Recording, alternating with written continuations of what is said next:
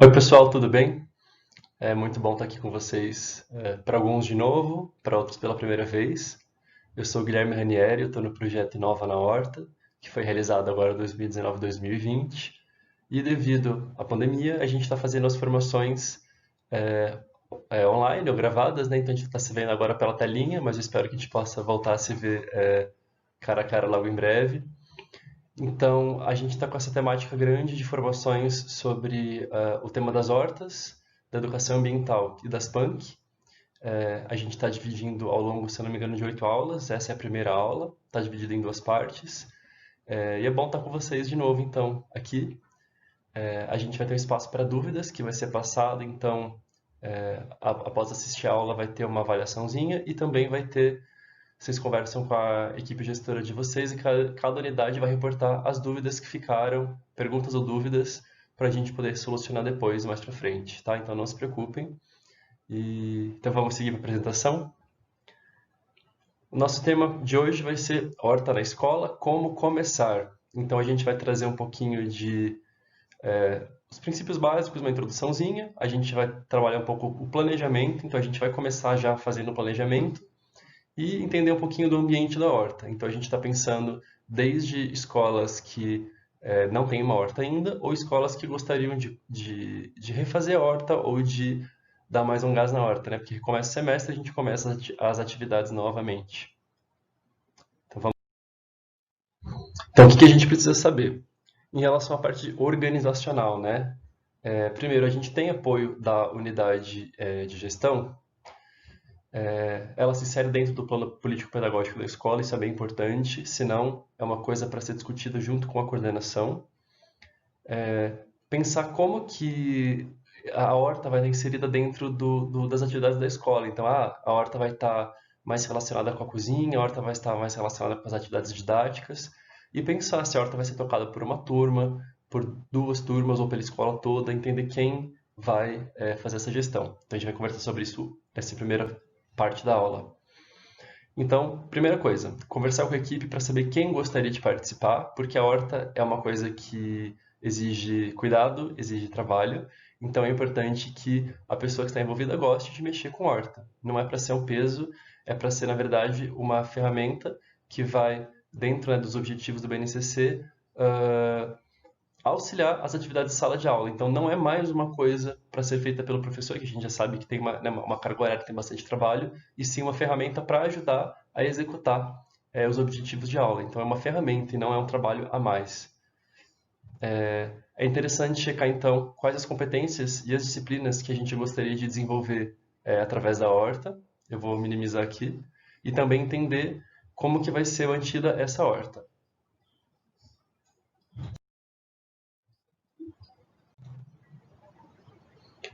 Então, vamos definir quem serão os responsáveis pela manutenção da horta, quem vão ser os guardiões.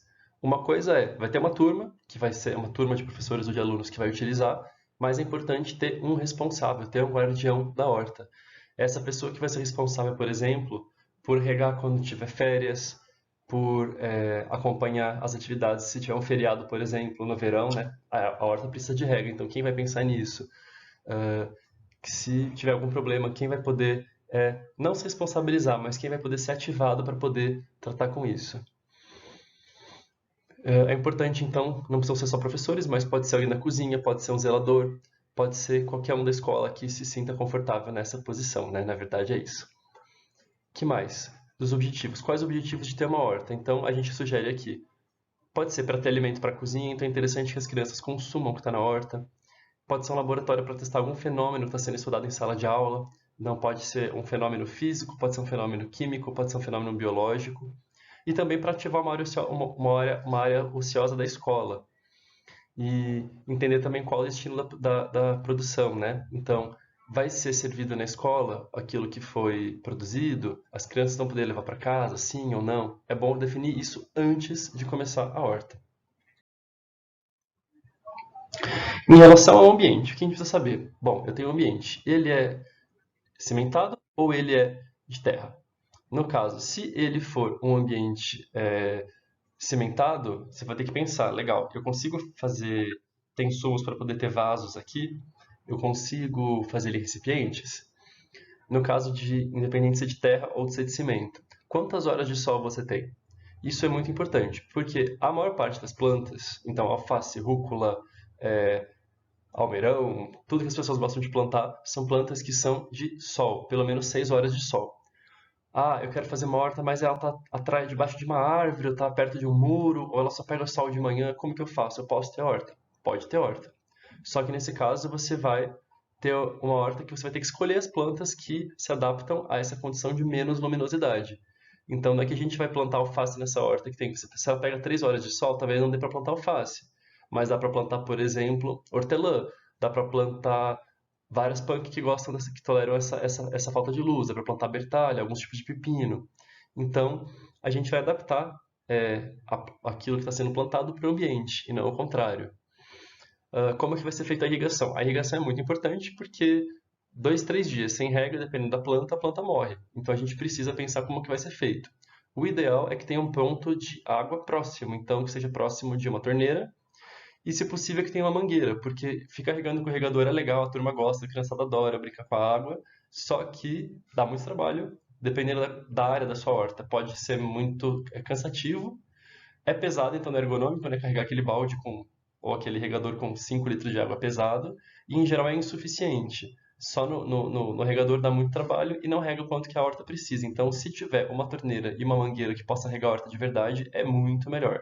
Especialmente nessa época agora que está quente e seco. As plantas sofrem muito sem água. Em relação, então, e planejamento. É sentar e conversar. A gente vai construir um plano de trabalho juntos. Eu vou mandar para vocês depois um exemplo de plano de trabalho e aqui eu vou descrever um pouco ele. Primeiro é pensar qual é. Antes disso, gente, vamos pensar então para que serve o plano de trabalho. Então, o plano de trabalho serve para que a horta não fique abandonada, para evitar conflitos futuros, porque, por exemplo, às vezes um professor que começou a horta por iniciativa própria e quer fazer um trabalho lá, mas outros professores depois se interessam e fica nesse conflito de como que vai ser usado depois. É importante incluir os alunos, as famílias, se vocês conseguirem também, e servidores. Os alunos precisam participar para não ser uma horta só dos professores, então é bom que as crianças ponham a mão na terra, reguem, plantem. E as famílias, tem muita família que tem um pai, uma mãe, um avô que gosta de participar, consegue trazer muda, pode vir às vezes no final de semana, se tiver alguma atividade na escola, a escola estiver aberta, pode participar de mutirão de cuidado, então é importante eles estarem incluídos. É importante o plano de trabalho para que as plantas não morram desidratadas, para que ninguém também se canse, fique sobrecarregado e para que a horta esteja sempre funcionando, né, e cumprindo aí o seu propósito. Então, qual a missão da horta? A missão da horta, a horta é um gerador para diversos tipos de disciplina. Então, é interessante que vocês sentem e conversem com todos os envolvidos quais vão ser as missões da horta, quais os objetivos, quais aprendizados, e tentar detalhar quais são os objetivos e como cada um deles vai envolver a equipe, para que ninguém fique sobrecarregado. Um exemplo de missões da horta: produzir verduras para consumo dos alunos, ou não.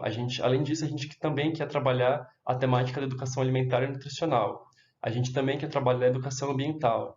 Ah, mas a minha escola é uma creche, são temas muito pesados para trabalhar com os alunos. Então a gente pode trabalhar a educação alimentar dentro de um espaço sensorial. A gente vai levar as crianças para poder pôr a mão no solo, sentir, pegar um pouquinho de sol, sentir o cheirinho das plantas, fazer um pouco de exercício e mexer na terra. Ótimo. É importante que isso esteja estabelecido, definido e quem vai fazer o.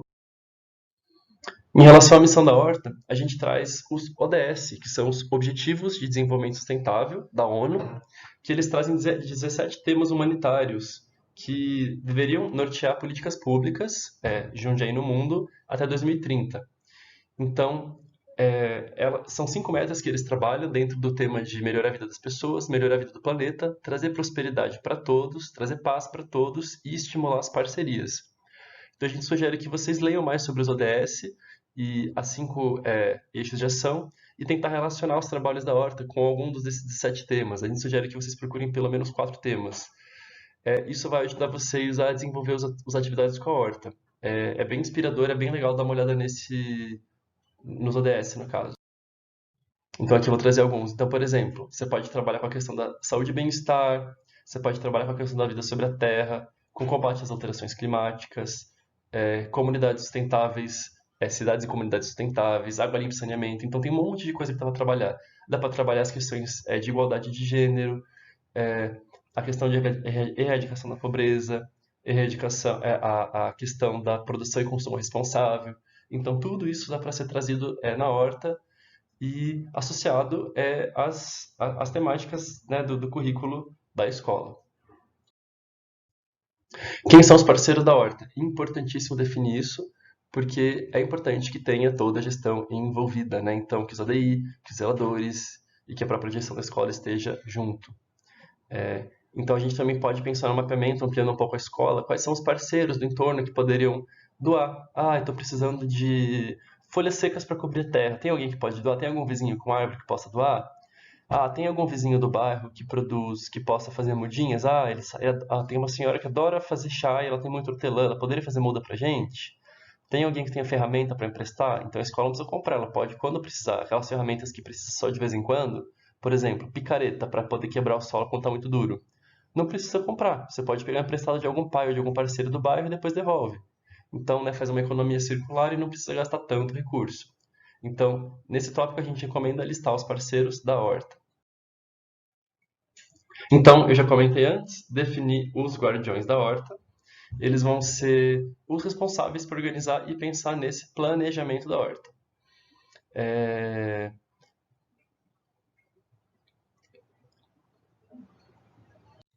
Pronto, gente, agora eu estou com laser para apontar aqui, ó que chique. Então, a gente pode pensar nesse conjunto, quem vai ser o guardião da horta. É importante que seja alguém da unidade escolar para ter acesso à escola durante as férias, feriados e final de semana. Então, nesse tópico é bom listar os guardiões e quais vão ser as atribuições, para também não sobrecarregar ninguém. Planejando o cultivo, isso é muito importante e isso pode dar também muita confusão. Importante pensar então, o que que a gente quer e principalmente o que que a gente pode cultivar, porque a gente pode querer plantar muita coisa, mas tem que entender o que que a horta permite. Então, se é uma horta um pouco mais seca, o que que vai caber nessa horta? É uma horta muito grande ou muito pequena? Então, em hortas muito pequenas não dá para plantar coisas muito grandes. Em hortas muito sombreadas não dá para plantar coisas que precisam de muito sol. Então, leva em conta isso. Essa decisão tem que ser feita em grupo, com todo mundo que vai participar da horta, levando em conta os objetivos da horta. E entender a sazonalidade. Então não adianta plantar, por exemplo, coisas que são de calor na época mais fria. Por exemplo, se você quer plantar milho, abóbora, feijão, tem que plantar no verão da primavera, verão. Não dá para plantar no outono e inverno, por exemplo. Então entender isso. E a gente vai ajudar vocês também a definir qual planta gosta de qual época do ano e qual condição. E, bom, aqui eu já falei, né? Quando pretendemos cultivar, isso é muito importante. Uma coisa legal para sugerir, para fazer, em geral a horta acaba, né, durante os recessos escolares e férias. E não precisa acontecer isso. A gente pode plantar plantas que são de ciclo longo, que podem ser mantidas. Então eu trouxe aqui alguns exemplos de convencionais e não convencionais, né? Couve, milho, abóbora. E das não convencionais, chaia, vinagreira, ora pronobis, bertalha, batata doce. São todas plantas que duram anos. Então, você sai de férias, você volta de férias, a planta está ali bonita desde que alguém tenha regado. No verão não precisa nem regar porque chove. E as áreas que vão estar, por exemplo, a gente colheu as alfaces no final do ano e vai ter o verão, e no verão a gente vai deixar a horta parada. Não precisa ficar parado, a gente pode deixar a horta protegida. Então a gente pode comprar, por exemplo, sementinhas dessas de empório cerealista, né, que vendem no Mercadão, por exemplo. Feijão, linhaça, girassol, que lista um monte, né? Mostarda, trigo, gergelim, amaranto, chia, lentilha. Mistura tudo. Pode pegar feijão, pode pegar um pouquinho de feijão desse de comer mesmo, esse milho de pipoca. Mistura tudo e planta. E vai regando. Essas plantas vão crescer, proteger a horta, as raízes das plantas vão afofar o solo e esse canteiro vai ficar protegido. Então, nesse tópico é detalhar o que vai ser plantado e quando. No tópico 4.3, importantíssimo, definir para onde vai a colheita, né? O interessante é que as crianças possam participar da colheita, que eles possam experimentar, que eles possam comer, e se tiver espaço na cozinha, que pelo menos uma turma ou parte de uma turma possa ajudar no preparo dessa refeição, né? Então, trabalhando também os aspectos de educação alimentar e nutricional, que é muito importante utilizar a horta para isso também, né? Transpassando aí as diversas disciplinas do currículo. Planejando a rega e a cobertura é mais um tópico. A gente vai falar disso mais para frente, mas é muito importante que todos os canteiros Sabe aquele canteiro limpo, descoberto, que você vê toda a terra? Não, não é assim que a gente vai trabalhar. A gente vai trabalhar com canteiros cobertos com folhas secas, ou com capim, ou com serragem. Por que isso? Porque essas folhas vão atuar como se fosse um cobertor que vai proteger a terra. A terra vai esquentar menos, vai ficar menos quente, vai ficar mais úmida, porque as folhas vão impedir que a terra esquente, portanto que a água evapore, e essas folhas vão se decompor, ou folhas ou serragem, elas vão se decompor e virar tubo. Então é muito importante cobrir. Quem pode providenciar essas folhas? Então, a cada um mês, 2 meses, essas folhas vão se decompondo, né? As minhoquinhas vão comer e elas vão virar terra. Então, de onde vão vir essas folhas? Quem pode providenciar? Algumas escolas mais antigas que têm árvores têm muita folha. Então, tem o serviço de poda e limpeza. Quando a prefeitura vem limpar, dá para pedir para separar em sacos e guardar esses sacos em algum cantinho para ir cobrindo? Então, define isso. E define também a rega. No verão, a gente sugere a rega pelo menos uma vez por dia. No outono e inverno, dá para ser de 2 a 3 vezes por semana. Então, se tiver friozinho, dia sim, dia não, às vezes a cada 3 dias, não tem muito segredo. É colocar o dedo na terra e ver se a terra está seca ou úmida. Aqui a gente dá um exemplo de escala de trabalho. Deixa eu minimizar minha carinha aqui. Então, aqui é uma ideia de planejamento semanal, que pode ser feito, por exemplo, para um mês, né? Ou, no caso aqui do semanal. A gente vai definir, então, a regra durante semana, por exemplo, primeira semana de julho. Quem vai regar? Então, vai ter alguém que vai regar na segunda-feira, alguém que vai regar na quarta, alguém que vai regar na sexta. No final de semana, será que o zelador pode regar? Não sei. Limpeza dos canteiros. Pode ser feita uma vez por semana? Talvez. Observar e registrar. Fazer registro é importante. Tem alguma turma envolvida? Refazer a cobertura dos canteiros. E colheita e uso. Aqui são sugestões, vocês podem pensar e adaptar para a realidade de vocês. Outro exemplo é trazendo planejamento mensal. Então, vocês veem que no anterior a gente dividiu nessa coluna as atividades, aqui não. Aqui a gente pegou um calendário e cada dia ficou uma atividade. Tem dia que tem rega, tem dia que tem rega e colheita, tem dia que só tem observação. Então, entender como que isso pode ser feito. Aqui é mais uma sugestão e essa escala ajuda muito para que a horta esteja sempre bonita mesmo durante os recessos. Para planejar as ações pedagógicas, vocês vão receber também um link com diversos cartilhas e apostilas para trazer sugestões de atividades que vocês podem usar em sala de aula. Então, tem diversos manuais. Então, tem desde a criação da horta a atividades feitas, tanto pensando nas atividades curriculares, quanto as atividades transversais de educação alimentar e nutricional, educação ambiental, etc. Então, são diversos materiais em português, em PDF, para vocês acessarem e pensarem nessas atividades. Vão ajudar bastante, tem coisas lindas, muito inspiradoras. Então não precisa querer criar a roda, né? A gente não precisa querer inventar tudo do zero. Tem um monte de coisa que já foi feita, que já foi testada, que a gente sabe que funciona, que vocês podem utilizar nas atividades de vocês. Seguindo para a parte 2, então, gente. Entendendo o ambiente da escola, a gente vai começar pelo solo. É muito importante entender o solo, mesmo que seja o solo que você vai colocar num vaso, ou numa floreira, ou num canteiro. Então, dá para saber se o solo está adequado ou não só de olhar pela cor dele. Então, a gente tem que pensar que o solo é um ser vivo. O solo ele nunca é um solo ruim ou um solo bom. Ele está ruim ou está bom. A gente pode transformar um solo ruim num solo bom, e um solo muito bom, depois de alguns anos, pode virar um solo muito ruim. Depende de como você vai fazer esse cuidado. Vou trazer. Por exemplo, aqui são dois solos agrícolas. Vocês veem a diferença? Nesse primeiro solo aqui onde está plantado esse milho, olha que solo difícil, um solo seco, esturricado, rachado. Pela cor, assim que é solo branco, ou esbranquiçado, quer dizer que está com pouca matéria orgânica. Matéria orgânica é o resíduo da decomposição de folhas e caules. Vocês veem que aqui não tem cara, que parece um deserto, né? Se não tem matéria orgânica, não tem vida no solo. Então essas plantas aqui vão demorar e vão sofrer para se desenvolver. Em compensação, nessa segunda foto, olha que terra mais linda, escurinha, fofa, solta, não está rachada. Com certeza, se eu plantasse o mesmo milho nessa mesma terra aqui, ele cresceria e produziria muito mais, porque a terra está mais nutrida, né? Tá mais gordinha. Então a gente quer que o solo da horta esteja sempre fofo, solto. Solto não é areia, solto é que você consegue enfiar um palito dentro dele sem que o palito quebre. E bem escurinho. Eu vou ensinar vocês a transformar qualquer solo nesse solo maravilhoso aqui. Então vamos entender o que é o solo? O solo é uma soma de 5 elementos. Então, minerais, ar, sim, tem aqui a câmera. Tem ar no solo. É importante ter ar no solo. Lembra daquela foto que tinha o milho todo esturricado? Não tem ar naquele solo porque ele está compactado. Se a raiz não respira, a planta cresce menos. matéria orgânica, que eu já falei, que é o resíduo da compostagem de folhas, galhos que caem na natureza. Isso acontece naturalmente, mas a gente pode acelerar esse processo. Água, é muito importante ter água no solo, porque um solo seco não tem vida. E vida, é importante que tenham bactérias, insetinhos de todos os tamanhos, minhocas, pequenas aranhas, cupins, formigas. Isso tudo é importante para o solo porque eles ajudam a fazer a manutenção da qualidade do solo. Então, vamos ver cada elemento dele, um por vez. Minerais. Os minerais são basicamente aquilo que vem da crosta terrestre, né? Por causa do calor, da chuva, as pedras vão se desfazendo e formando esses compostos minerais. Então, eles são óxidos e sais. Então, basicamente, são os minerais que vão estar sempre no solo. Se você pegar terra e, por exemplo, deixar ela mal cuidada, deixar ela sofrida, vai ficar essa terra vermelha barrenta. Sabe aquela parte da escola que todo mundo anda e pisa, que não nasce nem mato, fica só essa terra barrenta? A terra perdeu vida, perdeu oxigênio, perdeu água, virou só mineral, tá? Só essa coisa vermelha aqui. Em geral, aqui em Jundiaí, a gente tem um solo mais vermelho, a gente não tem um solo tão clarinho. Então, essa aqui vai ser mais ou menos a cor do solo. Os minerais podem estar nesse solo, só que se a gente não tiver vida e não tiver matéria orgânica, a planta não consegue absorver esses minerais. O ar são os gases que vão estar dentro do solo e que fazem com que as raízes respirem. Então, esse ar pode ter entrado no solo por contato com a própria atmosfera, ou esse ar pode ser fruto de atividade dos micro-organismos.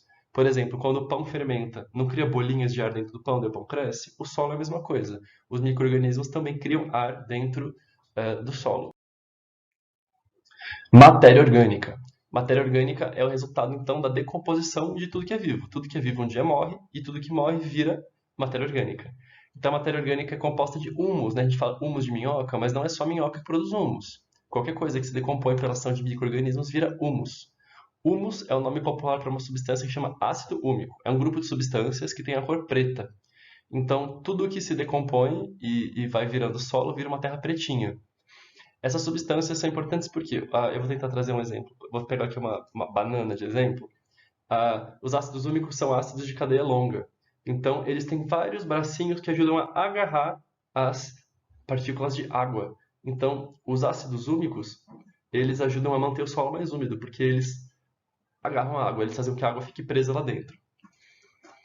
E um exemplo de humus que a gente tem pode ser o composto da composteira, pode ser humus de minhoca, ou até aquela camada das florestas. Por exemplo, aqui, ó. Imagina que a gente pegou uma área de floresta e cavou. Vocês veem que o solo aqui embaixo é basicamente mineral. Aqui deve ter um pouquinho de água, um pouquinho de ar, mas é só a camada mineral. Olhem como aqui em cima, como as folhas vão caindo, se decompondo. Olha que bonito. Aqui em cima fica a camada orgânica. Então, os ácidos úmicos na natureza, eles se distribuem na parte superficial. É aqui que a maior parte da vida que existe no solo vai estar concentrada. Então, as minhocas vão estar passeando por aqui.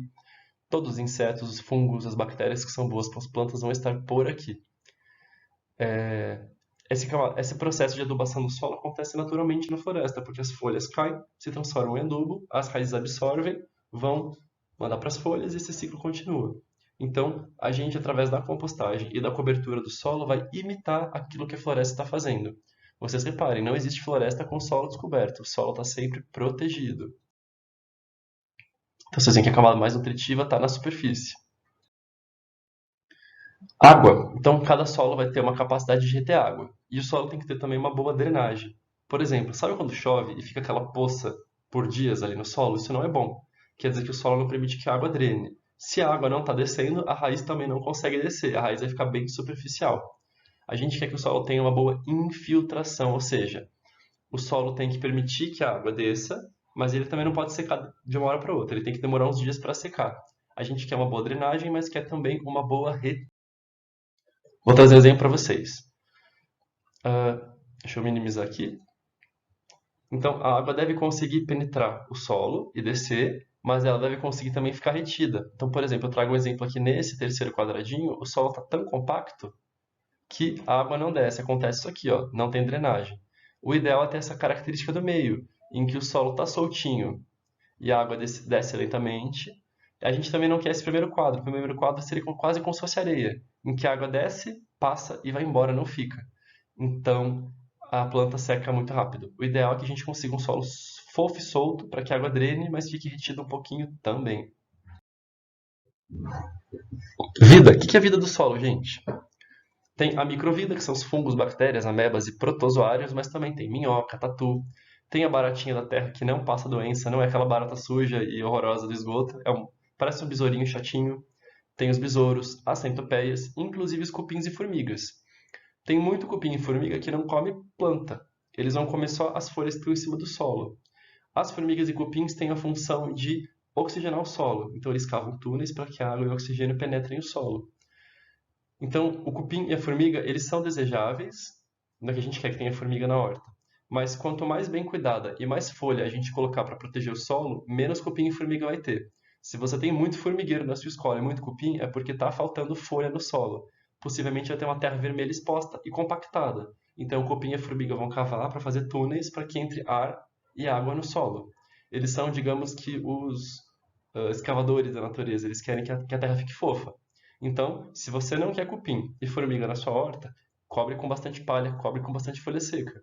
O cupim e a formiga vai cumprir a função deles ali e vão para outro lugar.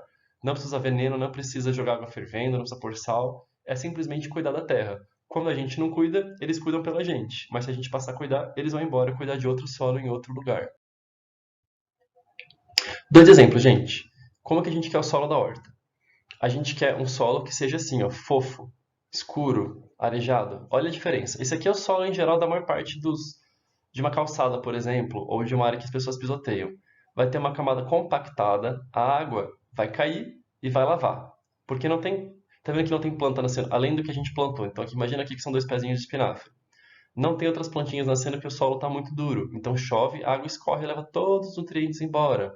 O solo está compacto, as raízes não conseguem descer. Olha como as raízes estão rasas. Olha como aqui as raízes estão profundas. Ó, essa raiz desce até aqui. Não tem matéria orgânica e não tem fauna. Então a plantinha sofre. Olha que miúda.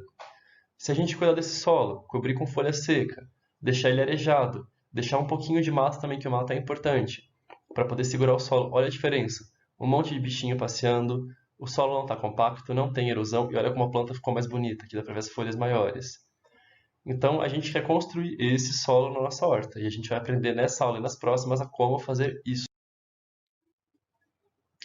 O que a gente faz de errado? Quais são os nãos? O que não fazer? Não fique revirando o solo. Vocês lembram que lá na floresta a camada de humus fica bem em cima? Então não é para ficar cavando o solo misturando tudo. Não precisa. O interessante é só conseguir com uma picareta quebrar o solo para que quebre esses torrões e a água penetre, mas não é para ficar revirando. Outra coisa que não é para fazer, não deixe o solo descoberto. Vou falar isso 1000 vezes. Ele vai ficar exposto ao sol, vai ficar exposto à chuva e vai estragar. Então tem que ter sempre coberto. Não deixar o solo secar muito, então não esperar para regar com intervalos muito grandes, porque se o solo seca, os bichos morrem ou vão embora, não é isso que a gente quer. Não é bom ficar pisoteando, então o solo que a gente já deixou fofo, não é bom ficar andando em cima do canteiro. Por isso que a horta vai ter caminhos e canteiros. Não é para andar em cima do canteiro, é para andar no caminho. E também não é para apertar demais. Tem gente que planta a mudinha, né? Então a pessoa colocou a mão na terra e aperta, aperta, aperta. Ou fez um furinho, colocou a semente, aperta, aperta, aperta. Não precisa. Não precisa também apertar a terra. Não é para colocar nenhum tipo de veneno ou produto químico. A gente vai tratar tudo de forma natural.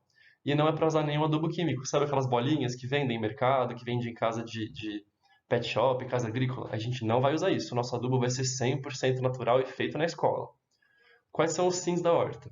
Manter o solo coberto com folhas secas, fazer compostagem, que é um tema de uma próxima aula. A compostagem vai ser a transformação de palha, folhas secas e restos de alimentos em adubo. A gente vai fortificar o solo com aquilo que sobra da cozinha.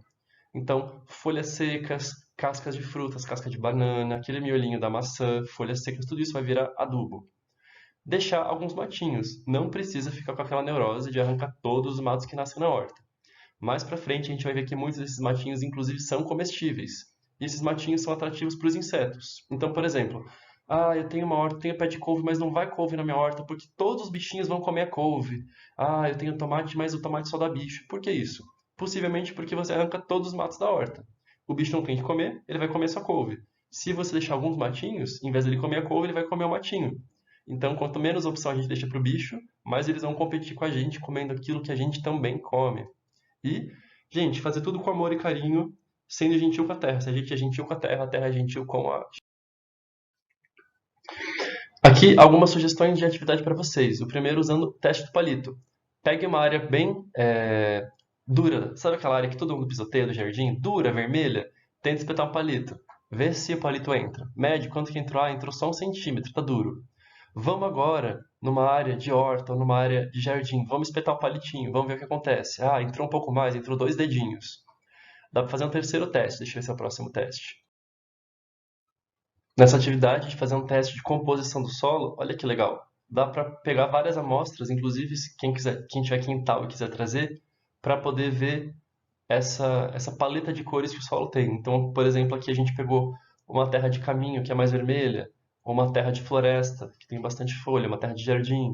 Ah, aqui eu peguei um pouquinho de areia para ver a diferença. Ah, aqui eu peguei uma terra que tem na rua da minha casa, olha que diferente. E a partir dessa exposição de cores das terras que vocês encontram no bairro ou na escola, vocês podem, por exemplo, diluir essas terras com um pouquinho de água e fazer tinta, fazer pintura com elas. Então dá para trabalhar como se fosse uma aquarela com essa paleta de cores. Dá para fazer bastante coisa a partir simplesmente dessas coletas. Dá para diluir com um pouquinho de cola lavável e água, então transformar elas em pigmentos. Olha só quantas cores diferentes que a gente consegue para poder pintar papel, para poder pintar diversos tipos de materiais. Olha que bonito. Esse aqui, ó, é o teste de cobrir uma área. Simplesmente a gente pega uma área que estava dura, cobre com folhas, deixa ali 1 mês ou 2 e tenta entrar com o palitinho. O que vai acontecer? O palitinho vai entrar muito mais, porque a própria umidade que as folhas vão deixar, a atividade dos insetos, tudo isso vai permitir com que o solo se afofe naturalmente. Então, sem usar nenhuma ferramenta, só deixando as folhas e umidade, o solo vai ficar fofo. Então façam o teste, espeta o palito antes, marca, guarda o palito, cobre com folha, espera alguns meses. Depois de 2, 3, 4 meses, volta lá, espeta o mesmo palito. Vê até onde que o palito entra, vocês vão ver que vai entrar muito mais. A gente fez um teste, por exemplo, lá no Vale Verde, e a gente viu que um palito conseguiu entrar de 1 centímetro, ele passou a entrar 20 centímetros. Então a terra fica muito mais fofa, simplesmente protegendo. É uma forma de ver como que a própria natureza recupera o solo sem que a gente tenha que fazer isso por conta. Um quarto teste é fazer o teste para saber a composição do solo. Esse teste é muito legal. É simplesmente pegar uma jarra, ou no caso qualquer frasco de vidro grande, colocar um pouco de solo e colocar quase que o dobro de água. Então a gente vai pegar, por exemplo, um copinho de terra e colocar 2 copinhos de água. Chacoalha, tampa e chacoalha, chacoalha, chacoalha. Põe em cima de uma superfície parada, em cima de uma mesa e deixa ele de um dia para o outro. Vamos ver o que acontece. Olha só nesse aqui o que aconteceu. A terra vai se dividir em camadas, porque cada sedimento vai ter um peso. Então eles vão sedimentar em tempos diferentes. O mais pesado vai para o fundo, o mais leve vai boiar. Acho que tem uma foto aqui para mostrar para vocês. Aqui, ó, um teste. Olha que interessante. As pedrinhas e a areia, que são os mais grossos, vão vir para o fundo. Então dá para saber, por exemplo, nessa terra aqui, que ela tem não não muitas pedras nem areia grossa. Ela tem um pouco mais de areia fina. A areia fina é aquilo que vai se decantar logo na sequência. É um solo que tem bastante argila. Vocês estão vendo a quantidade de argila em relação à quantidade de pedrinhas de areia grossa? Muita argila quer dizer que é um solo que retém muita água e que forma lama. Olha só a quantidade. E vocês veem que esse é um solo que a gente pegou que não tem matéria orgânica. A matéria orgânica deveria criar uma camadinha preta aqui em cima. Tá vendo que não criou? Quer dizer que está faltando colocar compostagem colocar composto, né? Fazer compostagem nessa terra. Olha como a terra está sem. E aqui em cima a ideia é que essa água, aqui em cima deveria boiar folhas e galinhos. Dizem que não tem nenhuma folha e galinho, ou seja, é uma terra que está pobre. Esse aqui é um diagnóstico que você pode fazer pegando uma terra bem vermelha e bem horrorosa e comparando com uma terra de jardim ou uma terra com compostagem que tenha composto orgânico. Faz o teste, compara.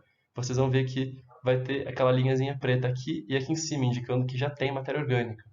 Essa é uma forma que vocês podem fazer, acompanhar e fotografar para acompanhar ao longo do ano o desenvolvimento da qualidade do solo dentro da horta de vocês.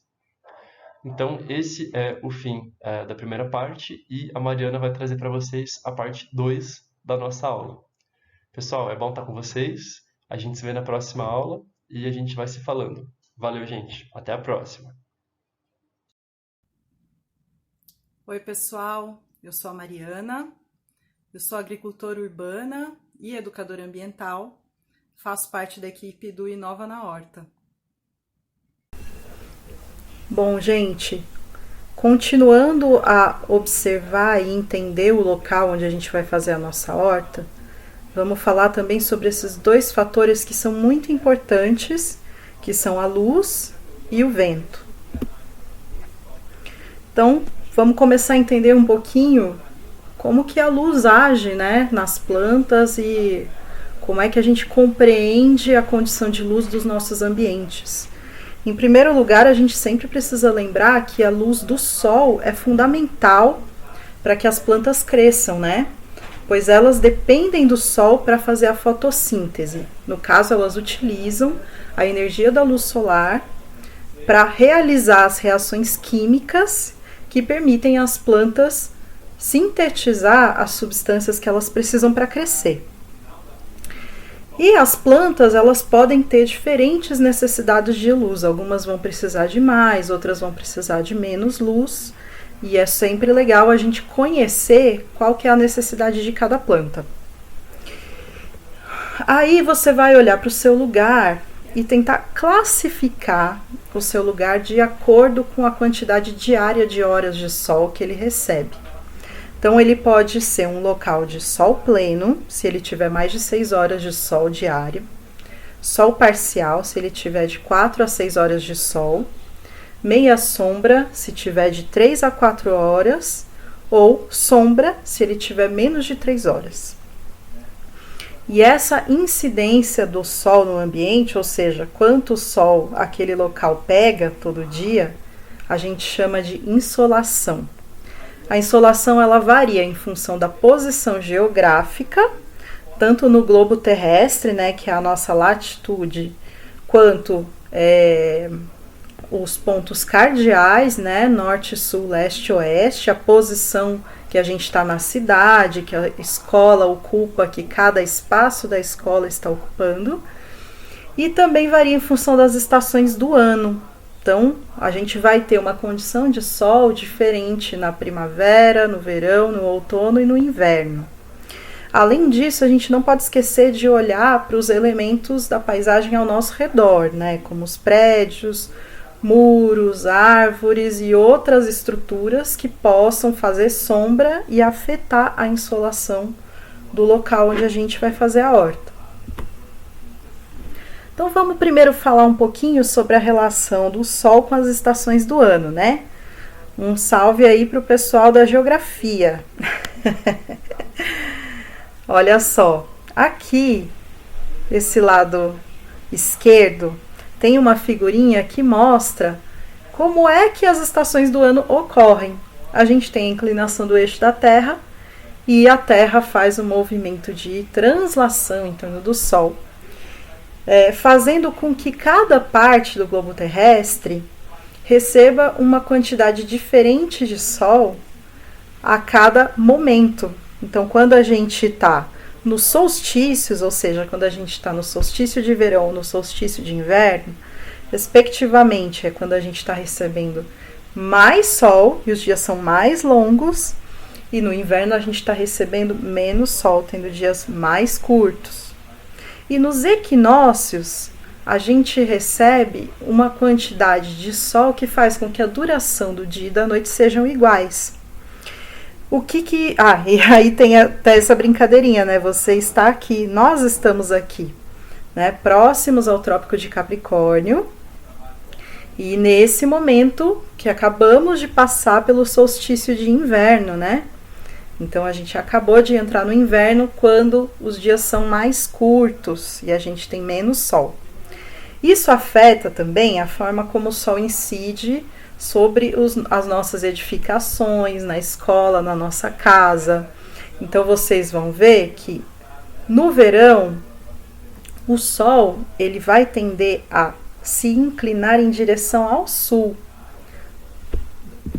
Então, voltando lá rapidinho, aqui, ó, ele vai nascer um pouco mais a sudeste e vai se pôr um pouco mais a sudoeste, fazendo com que também as áreas que são iluminadas pelo sol sejam diferentes daquelas que são iluminadas no inverno, né?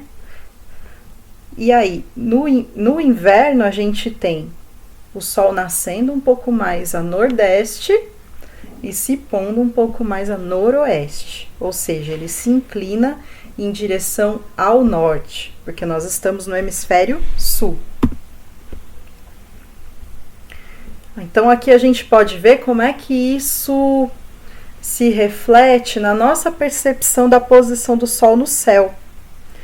Nessa figurinha aqui da esquerda, a gente consegue ver, né, a pessoa.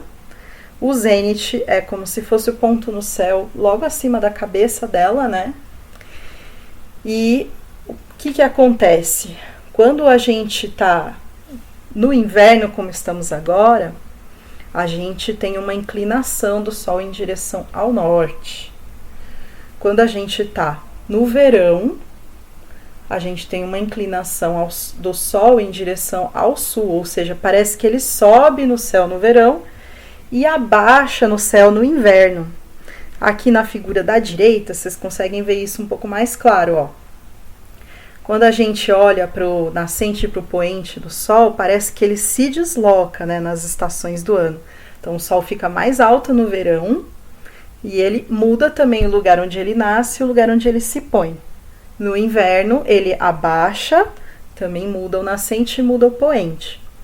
O que isso significa, essa inclinação aqui de 47 graus, mais ou menos, que ele faz entre essas duas estações? Que no verão a gente tem sombras mais curtas. Então, se a gente for pensar num prédio, ou num muro, ou numa árvore, a sombra que é projetada por esse objeto no verão, ela é bem menor do que no inverno. E aí, isso também é uma coisa que a gente precisa observar bem e estar atento quando a gente vai fazer a nossa horta. Porque pode ser que a gente faça no verão, e aí, quando chega no inverno, aquele lugar que batia sol antes, não bate porque tinha uma árvore, ou uma casa, ou um muro que não fazia sombra antes e agora faz. Então, tudo isso muda também ao longo das estações do ano. Como é que a gente pode saber isso? É muito simples, a gente pode simplesmente pegar uma bússola ou até mesmo usar o aplicativo de bússola no celular para a gente descobrir o terreno que a gente tem para fazer a horta, qual que é a orientação geográfica dele. Então, se ele está mais virado para o norte, ou para o sul, para o leste ou para o oeste, e aí você já consegue imaginar e prever como é que vai ser a insolação dele ao longo de todo o ano. Vamos ver aqui alguns exemplos de locais que vocês podem ter nas escolas de acordo com essa classificação pela insolação. Então, como a gente viu lá, sol pleno são locais que têm mais de 6 horas de sol, todos os dias. Um exemplo claro é um terreno grande, que esteja voltado para o norte, que não tenha árvores grandes, nem prédios ou muros altos próximos para projetar sombra. Então, ele vai acabar pegando sol o dia todo, né?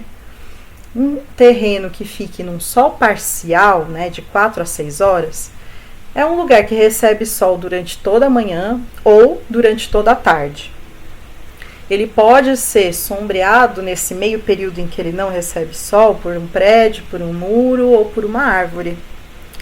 Você tem um local de meia sombra que pega de 3 a 4 horas de sol, quando, por exemplo, esse local pega sol na parte da manhã, ou seja, daí ele está voltado para o leste, ou na parte da tarde, estando voltado para o oeste, né, para o poente. Ou então ele até pega mais horas de sol, só que esse sol é filtrado por árvores, então ele não chega todo no chão, né? Chega só um pouquinho de sol que consegue passar entre as folhas da árvore. E um local é considerado de sombra, ou seja, quando ele recebe menos de 3 horas de sol, ou quando ele só recebe luz indireta, que é uma luz meio refletida, né, a claridade do dia. Tem algumas plantas que se adaptam a essas condições. Normalmente são plantas de paisagismo, aquelas plantas de escritório para você deixar no interior, porque elas conseguem viver só com a claridade. Porém, a maioria das plantas de horta, elas precisam de sol parcial a pleno, né? Ou seja, precisam de no mínimo 4 horas de sol, e se tiver mais do que isso, melhor ainda. Se você tiver um local de meia sombra, não se desespere, porque tem algumas punk, né, as plantas alimentícias não convencionais, que conseguem prosperar nessa situação de meia sombra. Elas gostam de um pouquinho menos de sol. E aí, né, vamos ver quais são os sinais que as plantas nos dão quando falta sol, por exemplo, né? Aqui do lado esquerdo, vocês estão vendo esse manjericão comprido, né? Ó, dá pra ver que os caules estão bem fininhos, as folhas elas estão meio caídas, com pouco vigor, né? O que isso significa? E olha lá, o manjericão é um exemplo de planta que adora sol, tá? Então é bem fácil matar ele se ele não estiver recebendo muito sol. Quando ele fica comprido e fininho assim, significa que ele está crescendo, tentando alcançar a luz, né? E aí a gente olha e vê esse caule meio fraquinho, assim, todo comprido, e já sabe que a planta está tentando buscar luz porque ela não está recebendo sol suficiente. Na figura do meio aqui, vocês estão vendo um rabanete, né? Só que ele chegou no fim do ciclo dele e não produziu o bulbo, né? Não tá aqui com aquele rabanete gordinho na ponta. O que isso significa? Ele não recebeu sol suficiente para ele armazenar substâncias, né? Energia aqui na raiz. Ele não morreu, mas ele não conseguiu formar essa parte da raiz, que é o que a gente mais gosta de comer. Apesar que as folhas também são comestíveis, tá, gente? E aí, no caso da alface, que vocês estão vendo aqui na direita, ela começa a ficar com as folhas também compridas, né? Aqui vocês conseguem notar que a folha da alface, que geralmente forma uma rosa, ela começa a ficar assim comprida e meio mole, meio molenga.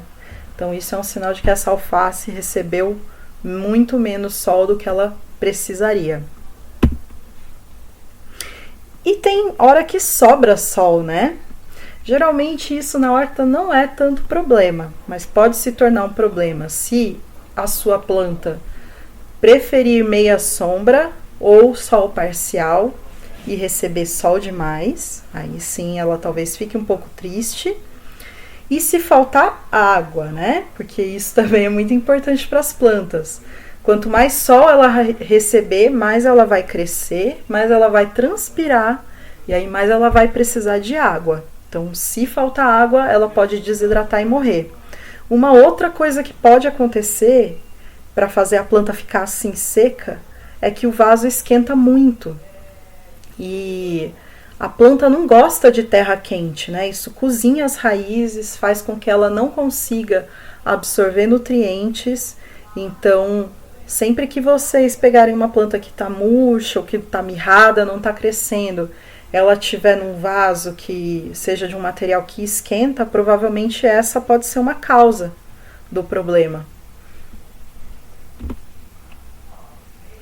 E aí a gente passa agora a olhar um pouquinho a questão do vento, que muitas vezes passa despercebido pra gente, né? Poucas vezes a gente repara no vento nos ambientes, a não ser que ele seja muito forte.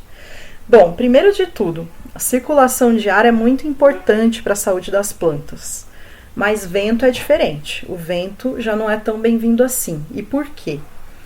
Mesmo sem estar calor, o vento ele é capaz de carregar e levar embora grande parte da umidade do solo e também das plantas, né?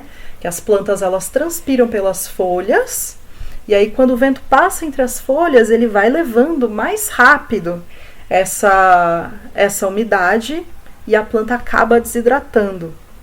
Então o vento ele pode provocar grandes danos, né, numa horta quando ele é excessivo. Então, se o local da sua horta tiver um vento constante, você provavelmente vai ter que criar uma barreira ou um quebra-vento para poder dar conta dessa questão. Vamos ver aqui o problema oposto, né? Quando você tem uma circulação de ar deficiente, então pouca circulação de ar. O que acontece nesses casos? Num ambiente que o ar circula pouco, você favorece a multiplicação de fungos que causam doenças nas plantas. São fungos que se depositam nas folhas, como do tomateiro aqui, ou no caule desse alecrim. Aqui no manjericão também vocês podem ver. São todas doenças causadas por fungos. Por que isso acontece? Porque quando o ar está muito parado, o fungo o fungo se multiplica por esporos. E o esporo do fungo consegue se depositar na folha e ficar. E ali ele começa a crescer e se multiplicar, causando essas doenças. O que a gente pode fazer para melhorar isso? No caso, a gente precisa sempre manter as nossas plantas arejadas, né? Vocês estão vendo aqui esse tomateiro do lado esquerdo, que ele está muito abafado com as próprias folhas. No tomateiro, por exemplo, a gente tem sempre que fazer uma poda de limpeza para deixar os caules bastante aerados, né? A gente tira as folhas mais velhas e vai mantendo as folhas mais novas, que estão mais para o alto, e com isso o ar começa a circular mais embaixo e você reduz a chance dele pegar fungo. Isso vale para as outras plantas também. E aí, quando você tem um excesso de vento pegando nas suas plantas, como ele desidrata, você pode ter esse tipo de queimadura ou de ressecamento das folhas, né? Que vocês estão observando aqui. Geralmente é um ressecamento que começa pelas pontas, como se ela tivesse queimado a pontinha. Então, isso é um sinal em muitas plantas de que ela está recebendo vento demais. E aí, como eu falei do quebra-vento, das barreiras de vento, aqui tem alguns exemplos de coisas muito simples que dá para fazer. Aqui numa lavoura de café, por exemplo, que tem um canteiro, uma linha, né, de capim, que já serve aí para barrar ou para quebrar esse vento, ele não chegar tão forte nos pés de café. Você pode fazer isso com cercas vivas, inclusive com flores, né? Aqui essa cerca viva linda com hibiscos. Ou com uma treliça, por exemplo, que deixe o ar passar, mas não deixa ele vir com tanta força, né? Então ele já serve como um quebra-vento. Muito bem, agora que a gente já aprendeu como observar o local onde a gente vai fazer a nossa horta e escolher a melhor alternativa, né, de acordo com todas essas questões que vocês viram, vamos ver quais são os materiais que a gente precisa para começar. Primeiro de tudo, tem sempre um conjuntinho de ferramentas que hora ou outra vocês vão acabar usando. Então, a enxada, a picareta, que também é chamada de chibanca, né? O sacho, balde, aí tô falando balde normal mesmo, tá, gente? Nada demais. Mangueira ou regador e pazinha e ancinho manual. Então, vamos ver qual que é qual aqui. A enxada, ela serve para puxar a terra, né? Você geralmente usa quando você vai levantar os canteiros, dá para usar para capinar também. É importante que ela seja uma enxada própria para horta jardinagem, porque existem enxadas que são próprias para construção civil, né? Para bater o cimento, fazer a massa, e aí já não é tão legal para trabalhar na terra, porque ela não é tão afiada. A picareta ou a chibanca, é essa ferramenta que vocês estão vendo aqui do lado direito. Ela pode ser necessária quando você tem um solo muito compactado no local que você escolheu. Porque daí, antes de começar, você precisa primeiro quebrar essa compactação. E isso ninguém faz melhor do que a picareta. O sacho é essa mini enxada, né, com duas pontas, que tem de cabo mais curto, cabo mais longo. Ele é uma ferramenta super leve, então para você cavar buracos menores, revolver terra, abrir os bercinhos das mudas e também para arrancar o mato de locais menores, o sacho dá super conta e é uma ferramenta bem menos pesada. E as pazinhas, né, e os ancinhos, eles são mais indicados para trabalhos delicados, né? Para você abrir os bercinhos na terra que já tá bem afofadinha e para você plantar as mudas. Então, trabalho ali mais minucioso mesmo. Você precisa comprar tudo? Não, né? Porque muitas dessas ferramentas você não vai precisar todos os dias, todas as semanas, não vai usar sempre. Então você pode pedir emprestado para aquele seu colega, aquela sua colega de outra escola que você sabe que tem. Coisas que são essenciais: balde, mangueira, pazinha de jardim manual, né? E o sacho. Com essas ferramentas, a maior parte da rotina da horta, dos trabalhos cotidianos da horta, você consegue realizar. Pois bem, se você não tiver, por exemplo, uma área aberta de terra na sua escola, você pode recorrer para vasos e canteiros para poder plantar. Você pode montar vasos e canteiros em recipientes. Então daí a gente vai indicar para vocês alguns materiais que são bons, outros que são ok, e vamos falar também sobre materiais indesejáveis. Então, quais são os materiais que são ótimos, super indicados, né? Madeira, como por exemplo de caixotes ou de pallets, barro, né, como dos vasos de barro, de cerâmica, cimento, blocos de concreto e tijolinhos. Materiais que são aceitáveis, ok. Bombonas, né, que a gente pode cortar para usar como vaso, e caixas de isopor. E materiais indesejáveis, que infelizmente são muito populares, né, para fazer horta, são garrafa PET, latas e pneus.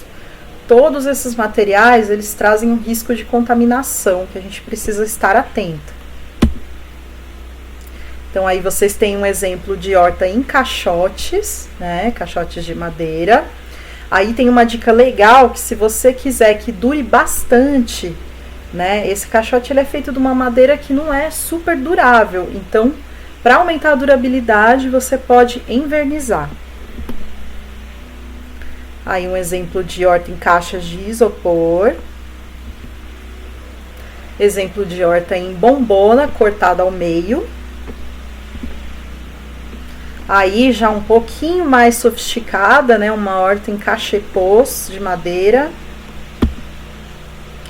E aí uma solução bastante simples, feita no chão mesmo, mas muito legal porque dá para delimitar o canteiro, que são os bloquinhos de concreto, né? Um material bastante acessível. E as latas, minha gente? Eu sei que a gente se inspira muito a reciclar os materiais, né? Isso é muito legal, reutilizar, dá outro propósito para algumas coisas que a gente fica com dó de irem para o lixo, mas a gente precisa fazer isso com consciência. Por que a gente não recomenda utilizar lata? A lata, nem todas as latas que são fabricadas, elas estão livres de metais pesados. E aí, com o tempo, a água vai penetrando nesse metal e ela vai fazer o quê? Vai enferrujar o metal. Essa ferrugem, ela pode ser rica em metais pesados e ela começa a se misturar com a terra e vai contaminar o seu solo. Muitas das plantas que a gente cultiva, elas conseguem absorver esses metais pesados. Então, se isso estiver no solo e você ingerir, você se contamina também. E qual é o problema do pneu? O pneu, ele também, ao longo do tempo, vai liberando muitas substâncias contaminantes no solo. E aí também não adianta pintar, porque ele continua liberando mesmo assim. Então, é bonitinho, às vezes tem muito pneu disponível, porque é um resíduo, né? Que não tem a sua reciclagem completamente organizada. Mas é legal a gente evitar, porque o pneu também contamina o solo. A PET é a mesma coisa, gente. As garrafas PET, elas são muito práticas, mas elas são feitas para armazenar líquidos durante um certo período de tempo e uma certa condição de refrigeração, né? Geralmente são líquidos frescos ou gelados. Quando a gente vai para o contexto da horta, a gente vai expor as nossas plantas ao sol e, inevitavelmente, essas garrafas elas vão se aquecer também. Esse aquecimento pode fazer com que elas liberem alguns contaminantes no solo. Além disso, a garrafa PET ela esquenta bastante, isso prejudica suas plantas, e o fato delas serem transparentes também vai fazer com que as raízes fiquem um tanto quanto expostas ao sol, o que não é muito interessante, pode começar a causar a formação de algas ali por dentro do vaso também, né? E então acho que não é um dos materiais mais indicados dentre todas as opções que a gente tem. E aí, como é que a gente monta um vaso? Seja ele do material que for, né? Aqui a gente tá vendo um vasinho de barro bem clássico, mas pode ser um caixote, pode ser uma bombona, qualquer desses materiais que a gente comentou agora. Primeiro de tudo, um recipiente qualquer que você vai usar para fazer vaso, ele precisa ser furado embaixo. Por quê? Para que o excesso de água da rega ou da chuva possa sair e não afogue sua planta. Então aqui vocês estão vendo, tem um furinho aqui embaixo, aqui também. E aí, mas só isso não é suficiente, porque se você colocar a terra aqui direto, ela pode entupir esse furinho e prejudicar a drenagem do vaso. Então o que você vai fazer? Você vai criar uma camada drenante aqui, com pedrinhas. E essas pedrinhas podem ser quaisquer pedrinhas, pode ser pedra brita, pode ser caco de telha, ou pode mesmo ser a argila expandida, que são essas bolinhas marrons aqui, que já são um material mais pensado para jardinagem, né? Por ser leve, vai adicionar pouco peso aos seus vasos. Aí você pode fazer uma camada de areia aqui, ou mesmo colocar um pedaço de tecido sobre a camada de pedras, e aí sim você vai colocar a terra. Então, no caso de você ter uma muda com torrão grande, olha só aqui nos passos 4 e 5 como é que é, né? Você vai colocar uma camada de terra fininha aqui por cima da areia ou do tecido e você vai posicionar a sua muda e completar com terra ao redor da muda. Lembrando, sem apertar, tá bom? E de forma que o torrão da muda fique exatamente no mesmo nível da terra. Se ele ficar um pouquinho para cima, assim, a planta vai sofrer, tá? Porque as raízes vão ficar expostas. Aqui vocês estão vendo um exemplo de montagem de caixote com a argila expandida, né? Que eu tinha falado para vocês. São essas bolinhas marrons aqui, bem levinhas. E que tipo de terra a gente pode usar? Para vasos, o ideal é a gente usar a melhor terra que a gente tiver disponível. E a gente pode criar esse tipo de solo usando uma receitinha bem básica.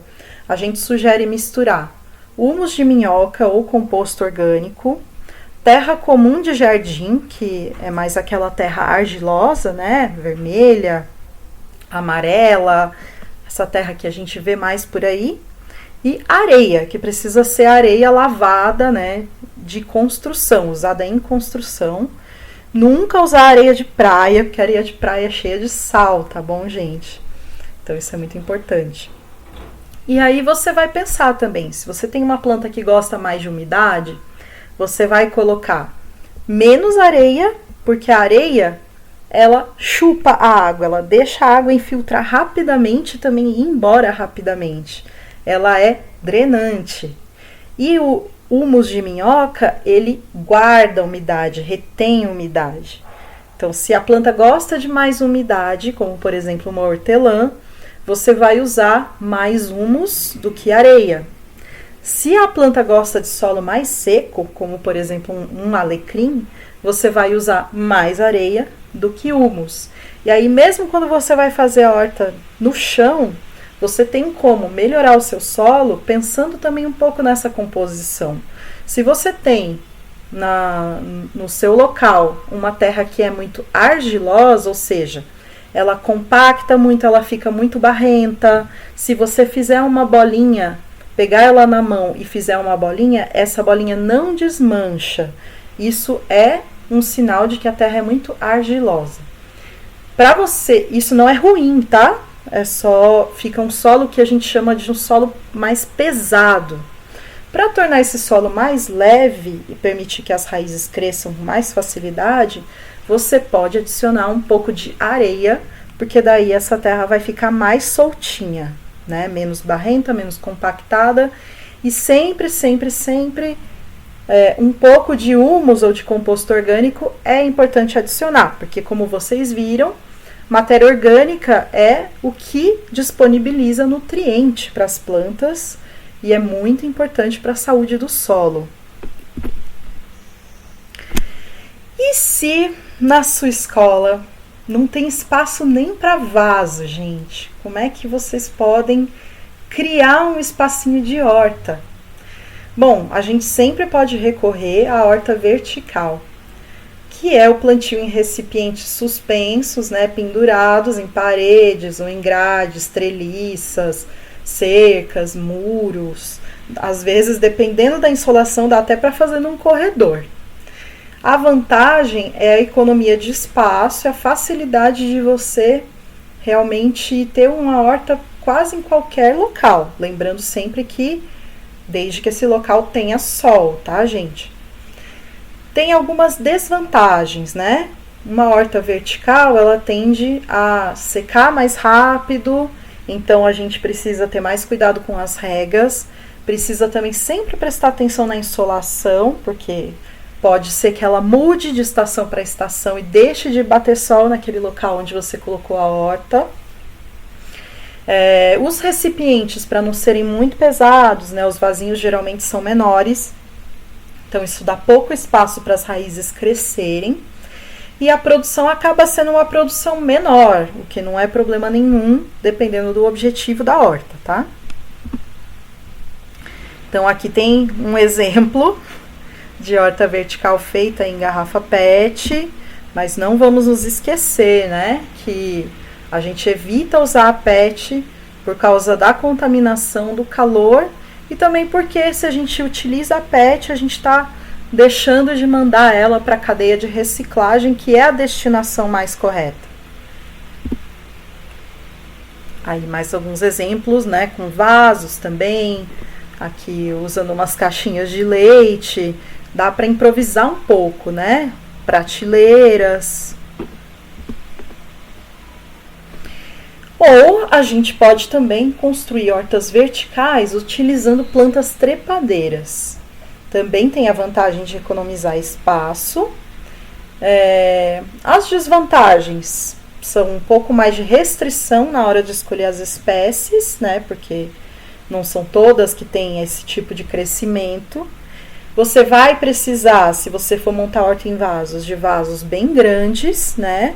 Mas sempre que possível é melhor plantar no chão uma planta trepadeira, para ela poder crescer as raízes bastante. E elas demandam bastante irrigação, então não pode esquecer de regar. Das verduras, aquelas que são trepadeiras, a maioria é planta alimentícia não convencional, é punk. Isso, claro, né? Além do pepino, do feijão, do mangalô, o cará, que é punk, né? O caramoela, a bertalha coração, a clitória, que também é conhecida como feijão borboleta. Mas tem algumas plantas de caules flexíveis que você também pode, né, tutorar, colocar estacas ou tutores e fazer com que elas tenham um crescimento vertical, como o tomate cereja e a physalis ou camapu. Aí vem algumas fotinhos de exemplo para vocês. Então aqui do lado direito vocês estão vendo um pepino, né, crescendo aqui numa rede, que foi disposta na frente de um muro. E aqui, essa é a clitória ou feijão borboleta, que dá essa florzinha azul maravilhosa, ótima para tingir chás. E muito bonita. Aqui também vocês estão vendo o pepino, né? Subindo aí por um muro. É sempre legal a gente ver que o pepino, a abobrinha, muitas vezes, eles têm essa estrutura aqui, ó, o chuchu, a bucha, são todas plantas da mesma família.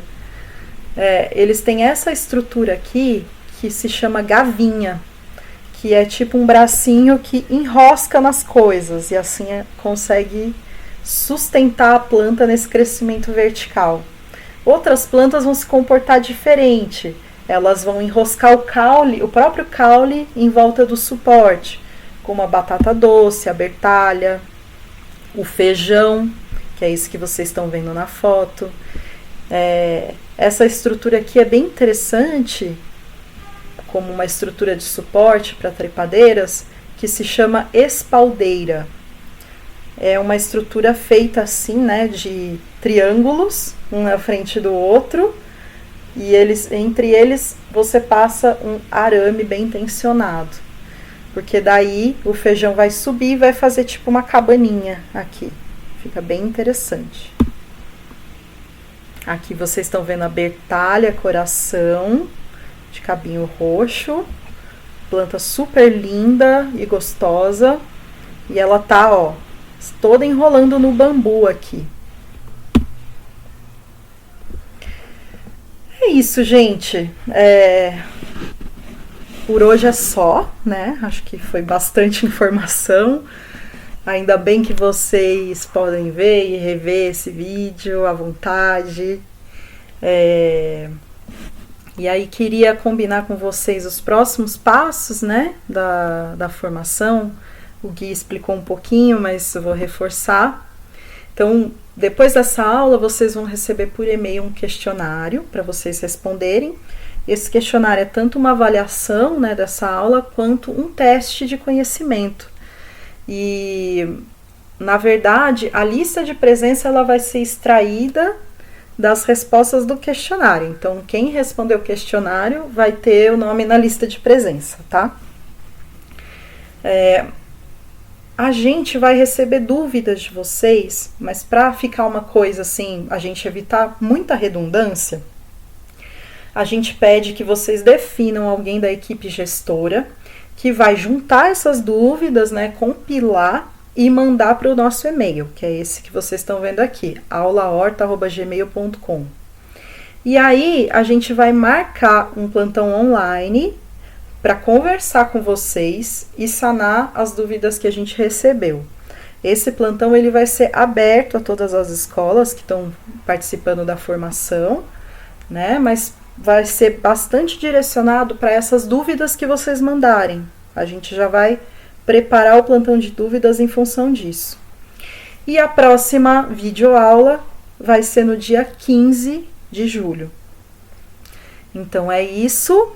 Muito obrigada pela atenção de vocês e até a próxima ou até o plantão de dúvidas online.